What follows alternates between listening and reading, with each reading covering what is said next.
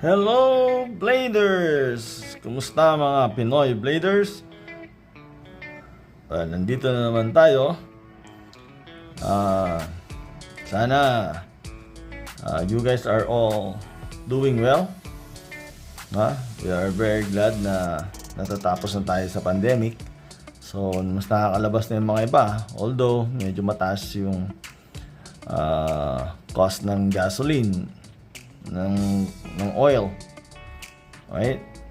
Ng diesel, right? So anyway, so what are we gonna talk about today?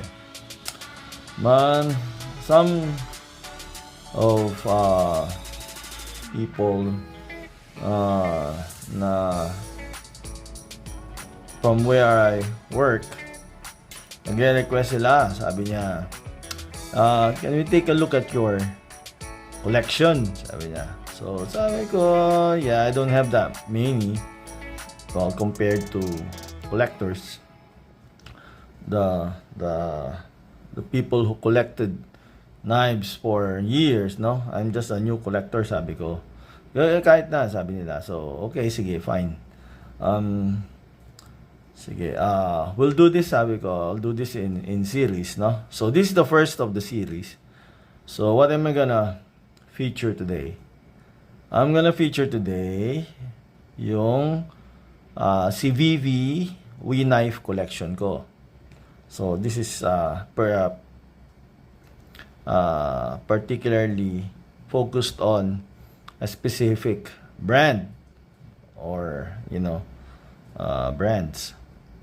So, anyway, I hope you will bear with me. Appreciate the video. So, most of these are budget knives. May mga kon lang. Yeah, most of them budget knives sila. Pag Civivi. So, Civivi is a very, very reliable knife brand, and they produce very nice blades and very affordable. Kahit na budget series sila, the blades they produce are really, really nice and very popular among knife enthusiasts and knife collectors, and they have good reviews also doon sa YouTube, right? So you guys can check those reviews if you want. Okay, let's start now. Start with of course, the famous Civivi Elementum. So Civivi Elementum, so I think this is one of the first budget knives na nabili ko. So this came in D2 blade, right? Uy, dumi. D2 blade, and brown micarta na scales, right? So the Civivi Elementum is famous for its ergos, and it's a very light, reliable knife, no? The design is really classic siya. I mean, hindi siya kumukupas yung design niya. It's well loved by knife enthusiasts, right? It's a budget knife, but it's bang for your buck knife. Ibig sabihin, the price is really worth it. Hindi siya masyadong mahal, pero yung features niya ang ganda. So it's been popular among knife collectors and knife enthusiasts, and it comes in different styles and features. Now the WE knife came out with the titanium scales and premium blades. So marami siyang options itong knife na to. And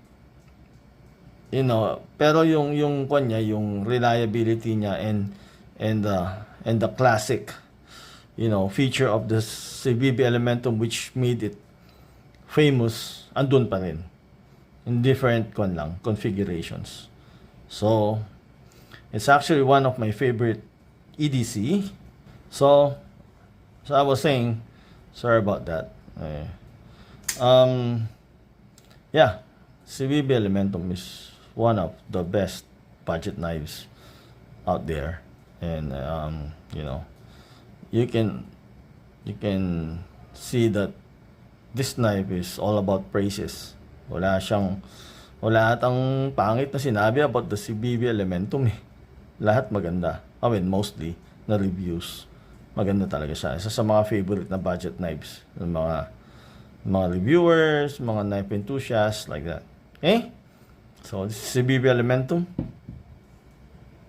Put it there.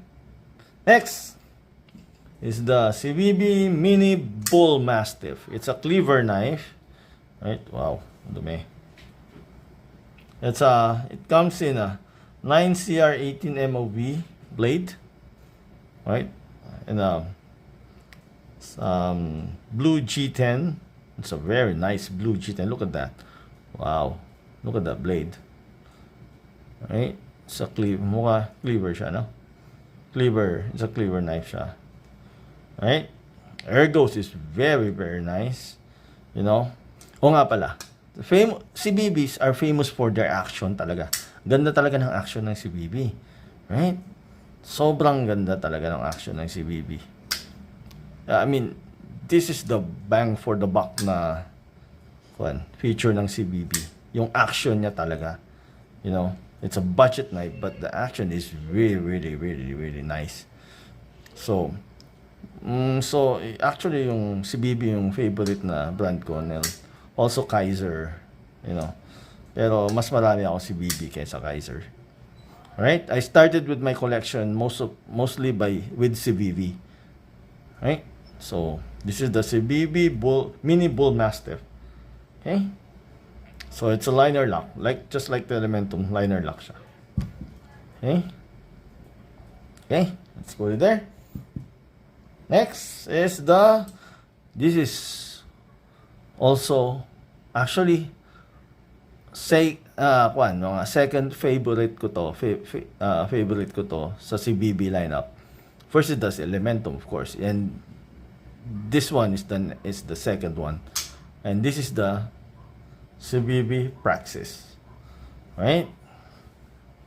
Knife reviewers also, you know, find that the Praxis is one of their favorite knives also. Budget knives. I mean, why? It's the ergos is amazing. The features are amazing. It's a budget knife, pero yung action niya, yung features niya, look at that. It's a gold steel liner. Right? See that? Wow, those are nice. It's a parang milled also. May mga siya sa loob. And the action is really, really amazing. Look at that. Look at the D10. It's amazing. I think this is one of the best Civivi, you know, knife, you know, that they have produced. Look at that. Look, drop shotty lang siya, no? Ganda. It's a flipper knife. Right? Oh, look at that. It's really nice. I mean, look at that. Look at that. Liner, gold liner. Right? Ganda. So, it's a black G10. And it's a drop point blade. Look. So, this is a big knife. I mean, it's actually sakto lang. Actually, mas malaki ng konti sa akin. But I really love this knife. And kahit malaki siya, it's not that heavy. Right? It's not that heavy. Ang ganda nga. So, I mean, you can never go wrong with the Praxis. Right? It's a 9CR18 MOV drop point blade. Right? Look at that.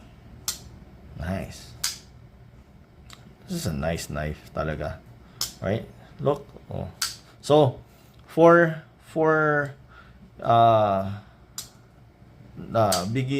beginner collectors out there, kasi may mga may mga kasama ko sa work who are asking na, and then I think they are contemplating on starting their own collection.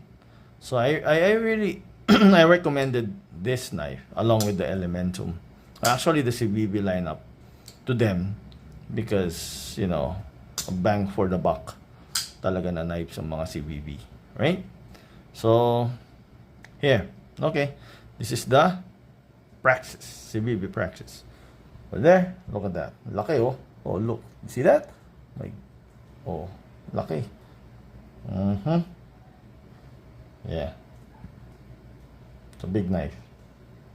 Okay, next, another big knife by Civivi, and this is the Civivi Asticus. Look, wow, look at that.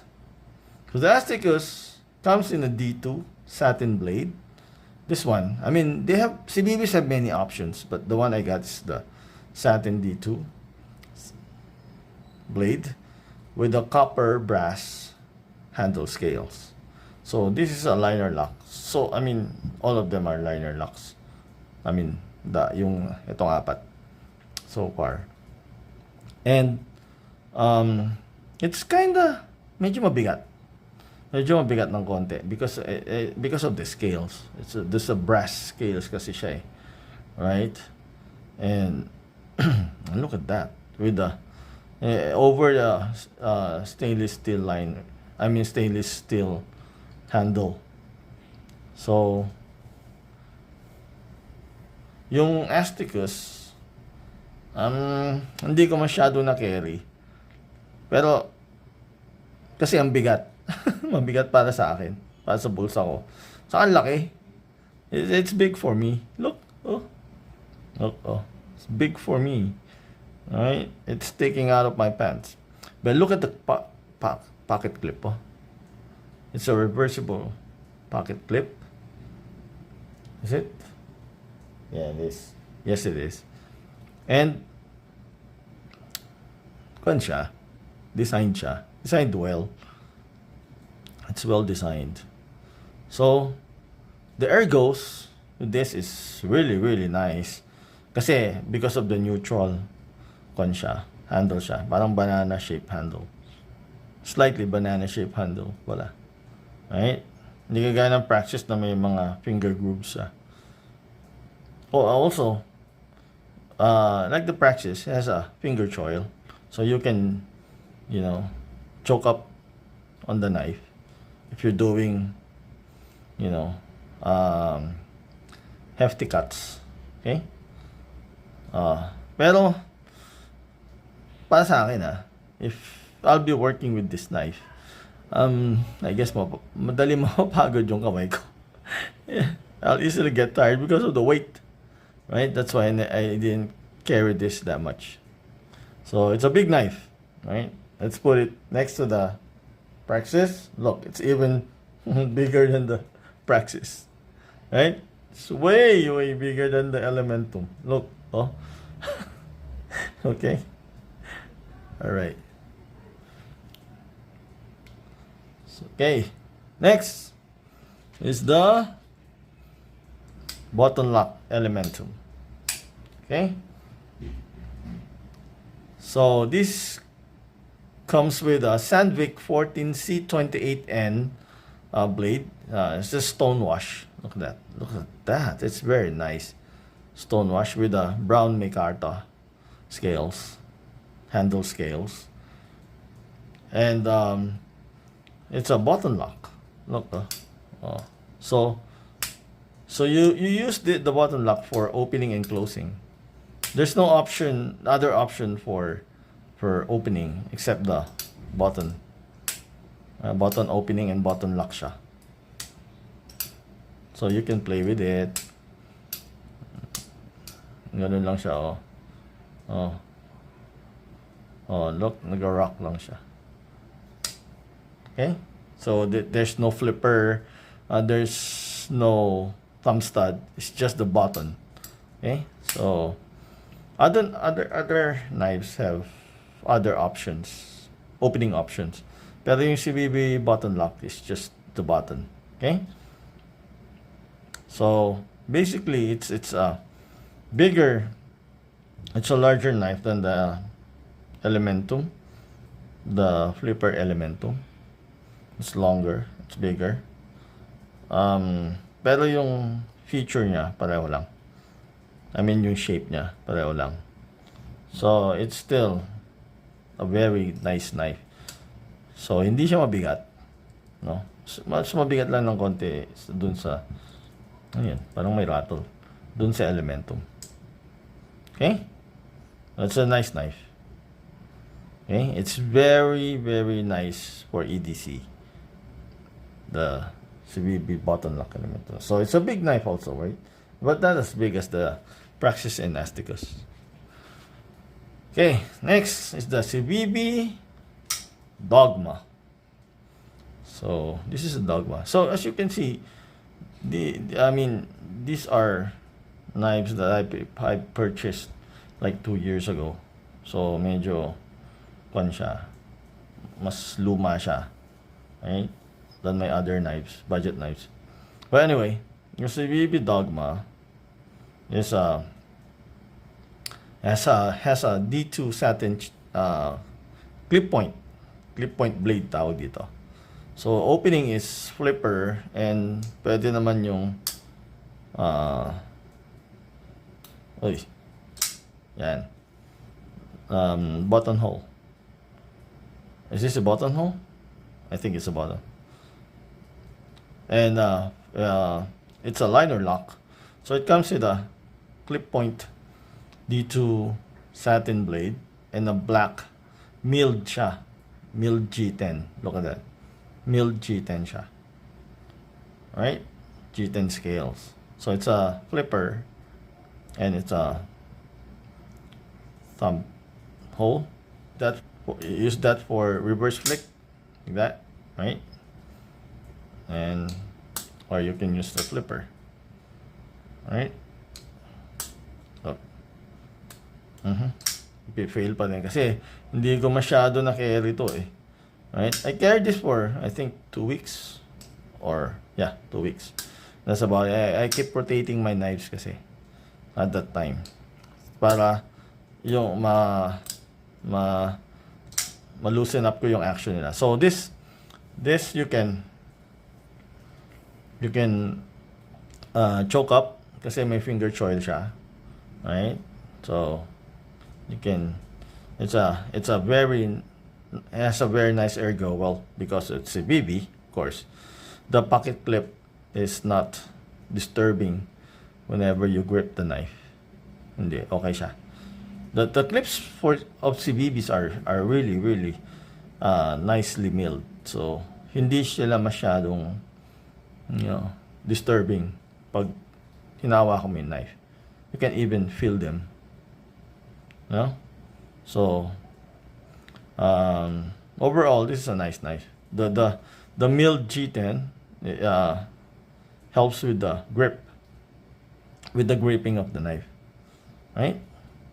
So hindi siya magaan, of course. It's a EV. Ito lang yung mabigat eh, the Asticus. But this is nice for EDC, right? So it's EDC plus probably because of the orientation of the blade, it's probably used for defense, right? Because of the orientation. Okay, put it there. Next is the Civivi Ferrum Forge Odium. So this knife is a collaboration between Civivi and Ferrum Forge. So this is based from the famous Ferrum Forge na Archbishop. You guys are familiar with that, right? So this is this parang smaller version siya ng Ferrum Forge na Archbishop. So this comes with a D2 drop point blade. So stonewash ang finish niya with a gray G10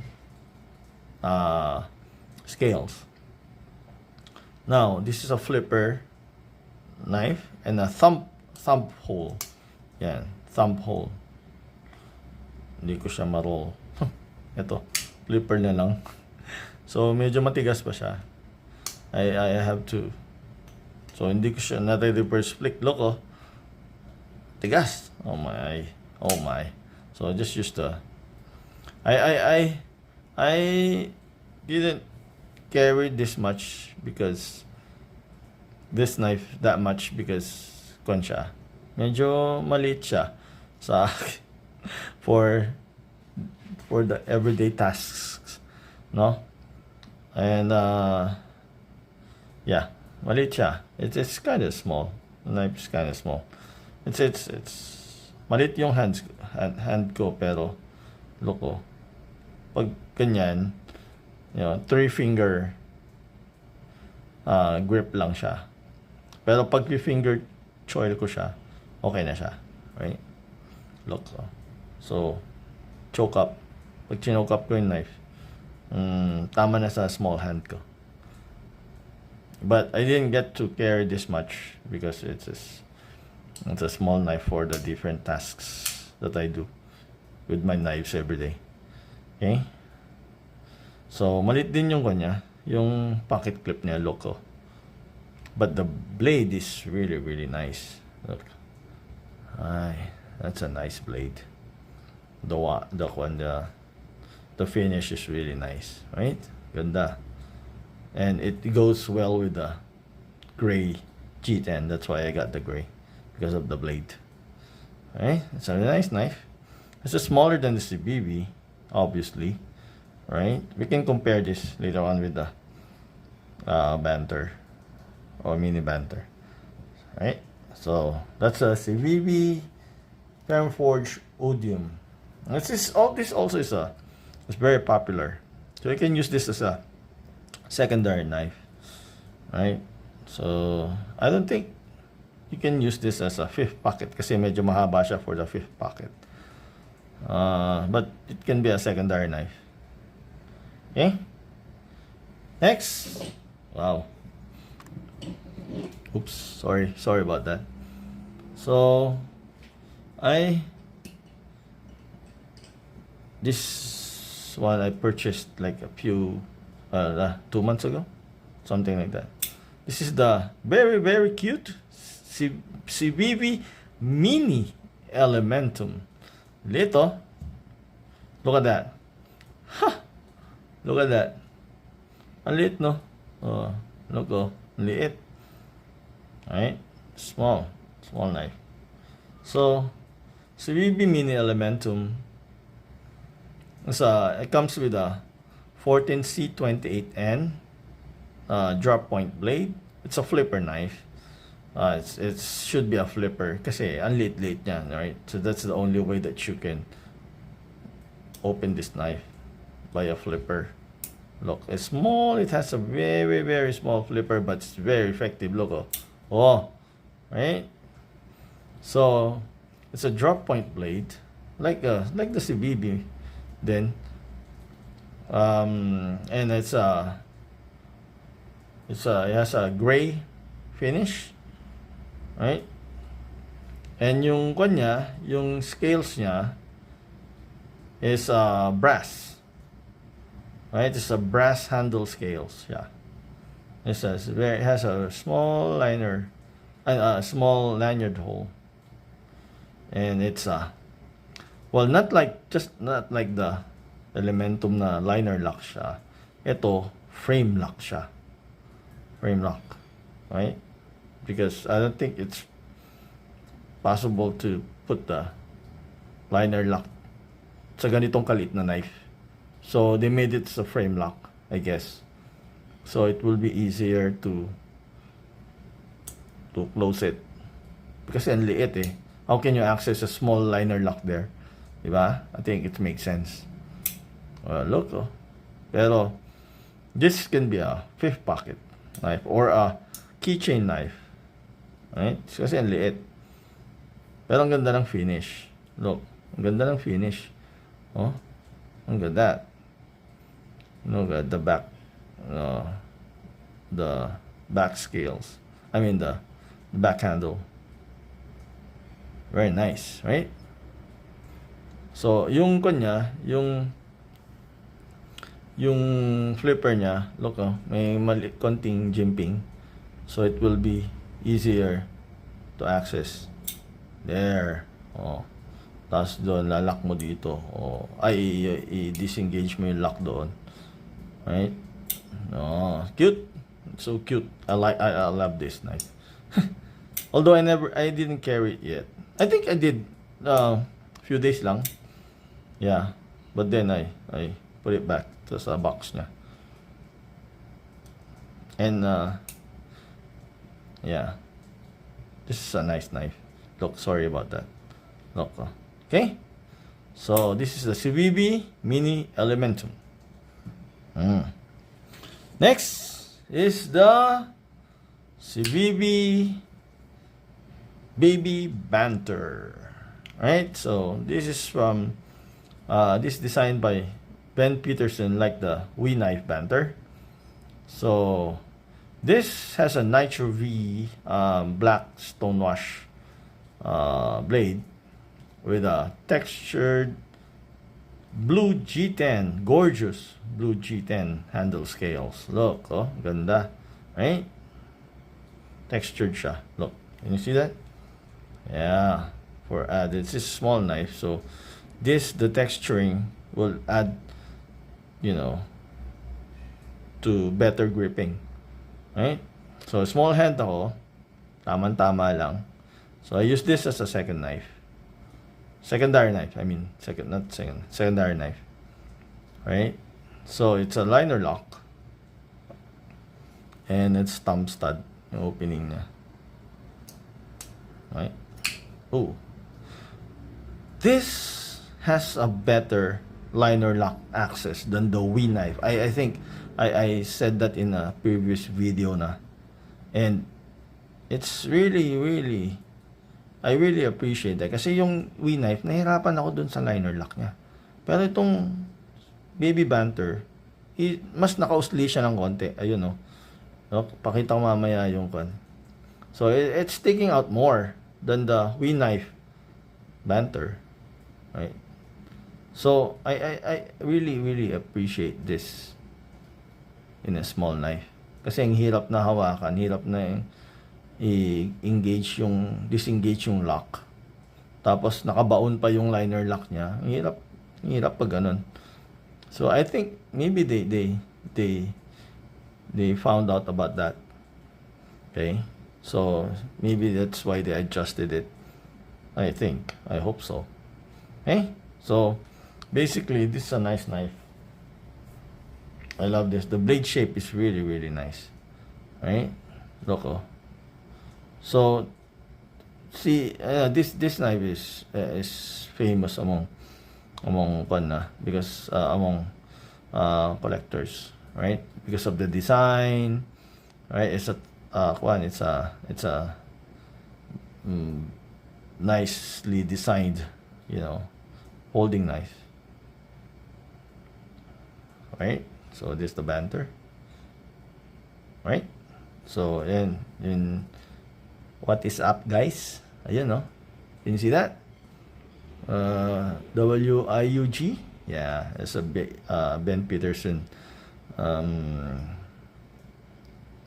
design. He used to say this in when he was in Blade HQ. What is up, guys? Ganun siya. So tinagay niya to, I guess. All right. Okay. So this is the Baby Banter. Okay, finally, but not the least, if you have the Baby Banter, you have the bigger brother WE knife Banter, right? So this is the WE knife Banter, again by Ben Peterson. So this knife comes with a CPM S35VN. It's a premium steel spear point, like the other one, like the Baby Banter. Spear point blade, stonewash finish. Okay? So it has a OD G10 handle scales. So you can see that's a WE knife. So WE knife is the not the luxury, but yeah, kinda parang ganun. yung higher line ng Civivi. So that's a WE knife. Okay? This was the I think this is the first. Is it the first knife that was designed by Ben Peterson that made it really famous among knife enthusiasts? Ito, the WE knife banter. So again, you have the WIUG there, right? Tatak Ben Peterson. So that is the blade. S35VN, right? You see that? CPM S35VN. Right? It's a very nice blade. Spear point siya. Okay. Right? It's a thumb stud. So, ito yung sinasabi ko kanina. So, the access to the liner lock is really kind of harder than the baby. Look, compared to that, right? Right? Look, kumpara nyo. So, mas nakalitaw yung baby banter. I guess also the handle was textured this way, right? Was designed that way for a better access to the liner lock. Pero dun sa kasi, dun sa WE knife, nakabaon, no? Look, if you look at that at the top view, so konti lang yung nag-stick out. Ito, hindi. Mas malaki. Right? So, better access siya. That's what I was saying. Napansin ko lang. Sorry. Right? So, in terms of ergos, for a small hand, ito, wow. It's really nice. It's a very light knife. And it's really nice for EDC. Right? It comes in different options also. You know, and they have better scales like titanium, like that, I think. So anyway, this is around medyo ko na to $100. Yeah, $100, almost 100. Ito. So medyo pricey na siya. So hindi siya budget, no? Hindi siya budget knife. Budget knives pag kuwan na siya pag nasa $50, mga gano'n, and lower than $50. Yan ang budget series, budget knife. Well, not this one. It's a WE knife, so expect mo na mas mataas siya kaysa sa BB line, right? But anyhow, it still has the same genetics. Nice ergos, weight, you know, design and everything, you know, the features that Civivi and WE knives are famous for. Ganun. Okay? So, alright. So far, ito yung Civivi WE knife lineup ko. I think I'm not missing anything anymore. Kasi actually, isa lang yung WE knife ko. Alright? Ito lang yung nagustuhan ko sa WE knife, yung kay Ben Peterson, the banter. Right? Well, it's because also it's affordable, somehow, kasi you got a premium steel na, and at a price like that. So I think that's a bang for the buck talaga ang Civivis and WE knives. Okay? So I hope nagustuhan niyo yung kwan. So for the beginners o yung mga gustong mag-start collection, I would really strongly suggest na you start with the Civivi lineup, with the Civivi lines. So you can appreciate yung value for money, no? Yung kwan mo, yung cost effectiveness ng mga knives na to, because you're really getting the bang for your buck talaga with these knives. Okay?